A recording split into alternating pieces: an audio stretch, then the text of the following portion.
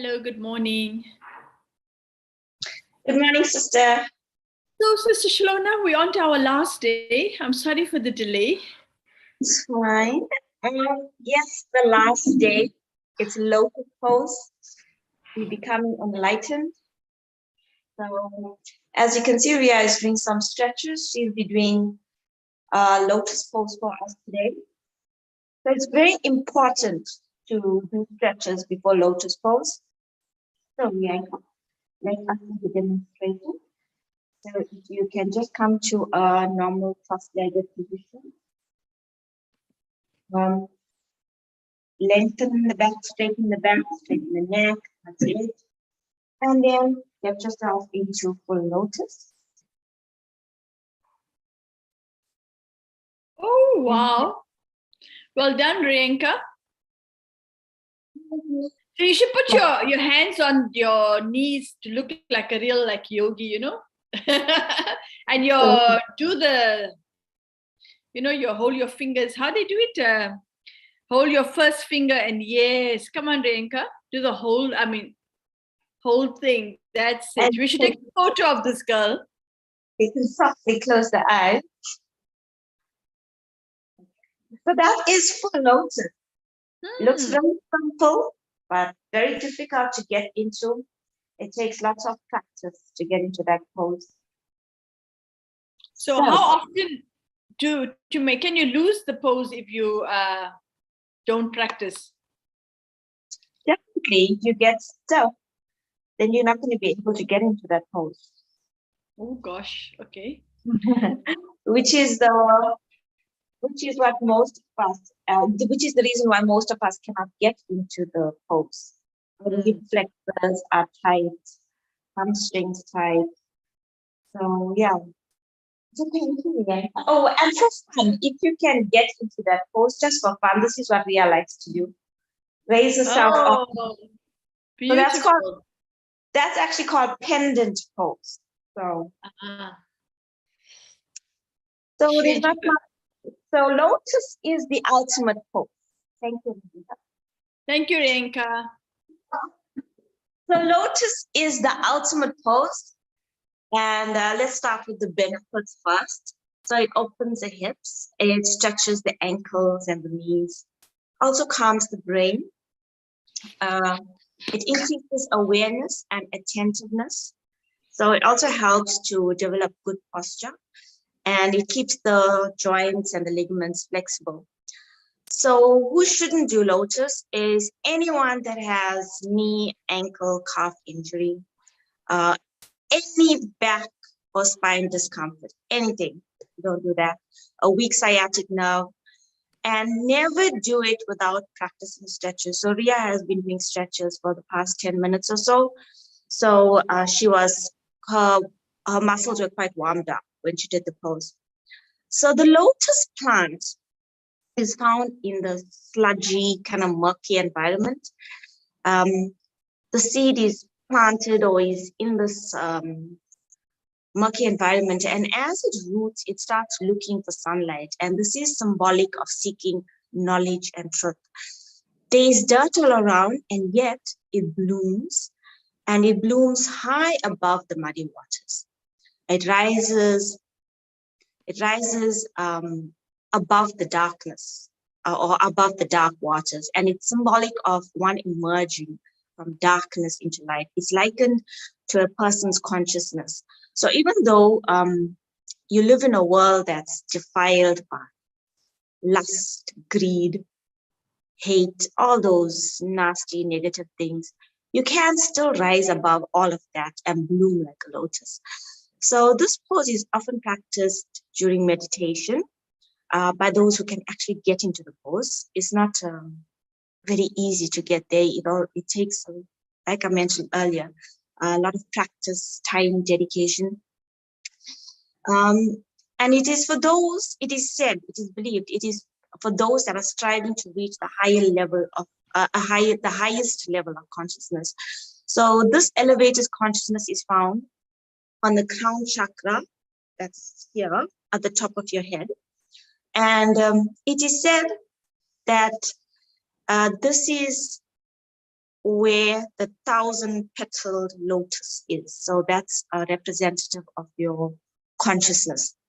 And so it is believed that if you perform all other poses, then it actually, if you perform all other poses, these poses actually are there to actually get you into the lotus pose, because if you practice all of the other poses, your body becomes loose and supple, and it becomes easy for you to get into that lotus pose.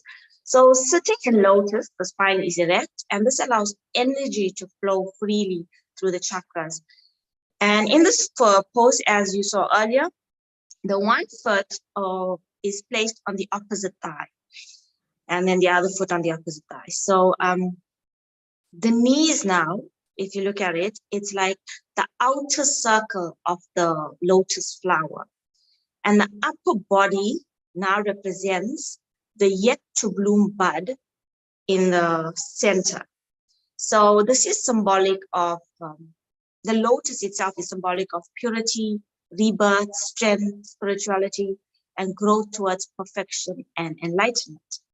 So having said that, this pose, once again, is not easy to get into. It requires time, patience, discipline, a regular yoga practice. And this pose is definitely every yogi's dream. Everyone that wants to, that gets into yoga, this is the one pose that they strive for. But it just doesn't happen overnight. It takes months, it takes time. Because like I mentioned, it's the reason behind every yogi wanting to get into the posture is because of the belief that if you sit in this position, it allows one to awaken the highest level of consciousness. So, which is enlightenment. That's Padma Asana, lotus pose. So now you've given us another challenge, that we can look forward to do. I must say I'm enjoying using some of the poses when I'm sitting in meditation in that posture, so that also it keeps your back straight and you're breathing better. There's definitely more concentration when you are sitting erect. So there's definitely benefits in incorporating the physical elements. So today for our thought card, let me just read quickly in terms of the title or the quality of enlightenment. The sign of being enlightened is that no matter what I do, I am stable in the eternal value of my inner being. All my actions brings peace and contentment, gives me the experience of happiness and joy, allow me to feel respect and appreciation for myself and others. So that's when we think about enlightenment, I guess that's a very important thing to consider, that we live a life where things don't actually affect us. And using the image of the lotus flower, it obviously is growing in that murky water and doesn't get affected at all by that which is outside it, but it knows how to take what it needs to actually grow itself and develop itself. So I'm just thinking of the word enlightenment and remembering a little story of the Zen Buddhist. And somebody asked the Zen Buddhist, what do you understand by enlightenment? And he said that before enlightenment, I was chopping wood and carrying water. And after enlightenment, I'm still chopping wood and carrying water.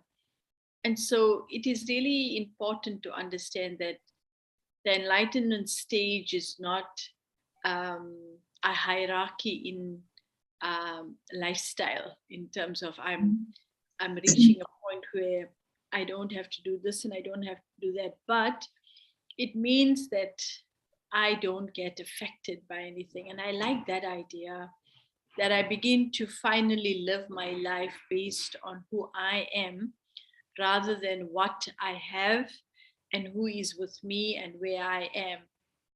And so we then definitely move out of the consciousness of being subservient to anything. And we actually get into that stage where we can really master and be ourselves. This word padam, how do you pronounce the lotus? Padma Asana. How did you say it? Padma Asana.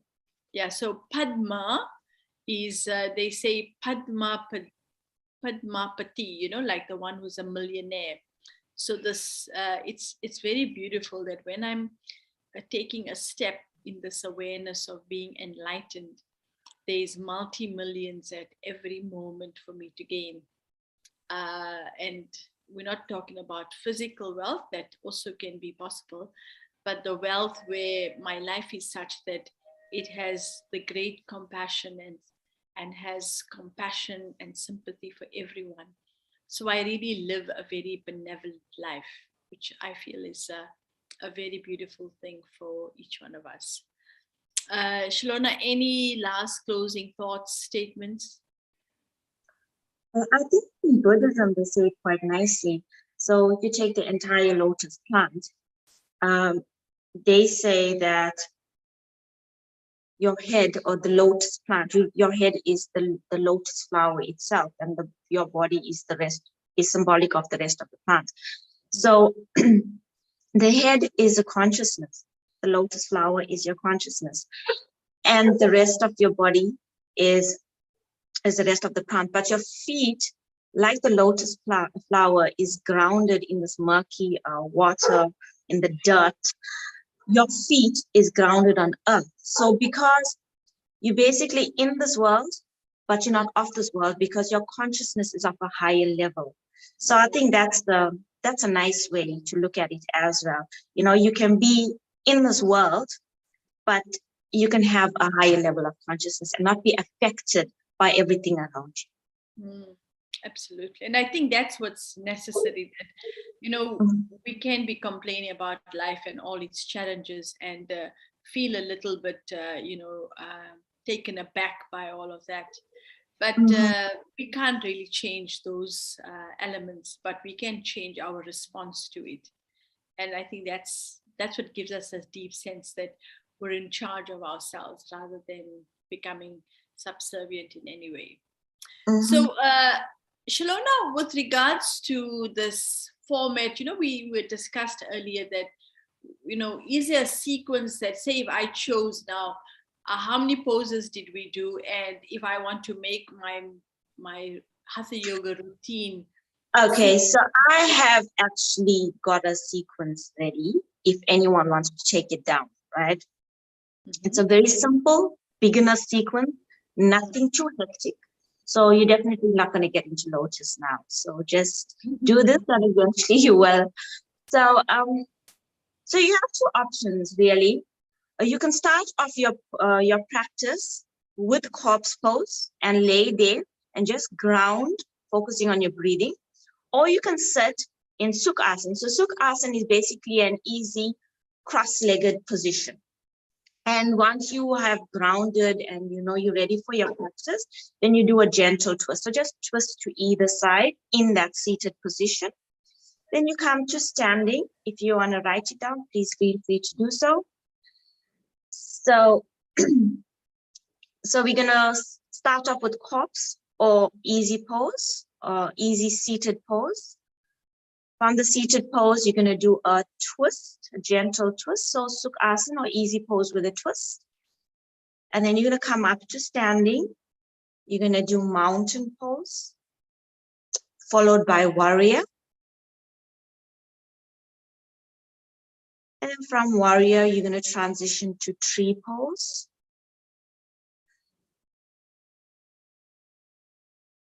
Then you're gonna get into triangle. I hope I'm not going too fast. And then you're gonna get into chair.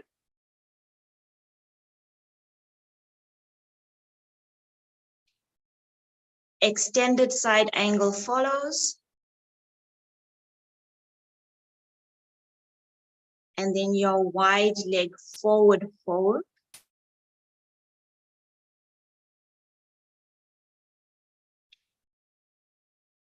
So from your wide leg forward fold, you're going to take your hands down. You're going to make a nice clean transition. You're going to take your palms to the floor, and then you're going to take your legs back, and you're going to get into downward facing dog.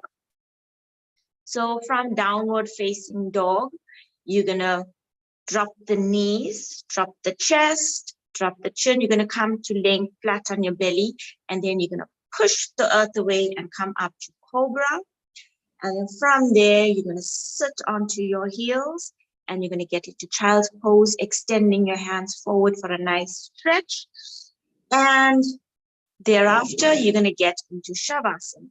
So this is approximately a 1 hour session. So it's actually a good beginner sequence if anyone wants to follow it. It's easy, it's not difficult to do at all. And yeah, that's my sequence for y'all. I trust that y'all will enjoy it. Thank you so much, Shalona. And thanks to both Rienka and Arushka for being our support. Today is obviously our last day. But I guess if anybody needs any more guidance or assistance, they can always let us know. And then we can be in touch with you or put you in touch with them. And definitely, no problem with that. Okay, great.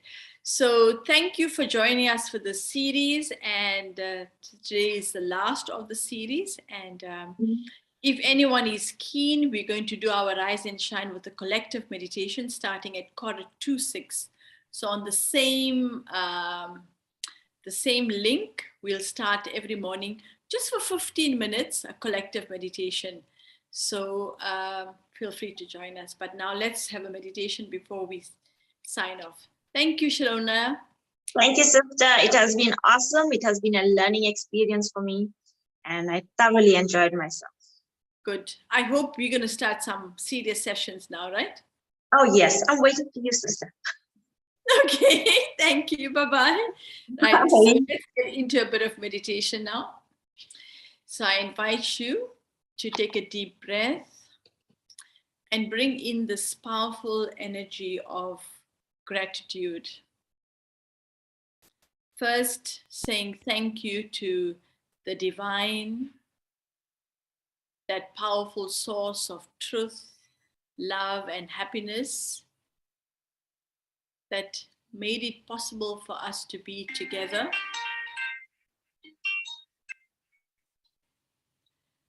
Allowing us to be together and appreciate this time of learning and growth. A deep appreciation for the instruments that made it possible, even the use of this body for it cooperating. But now I take my attention beyond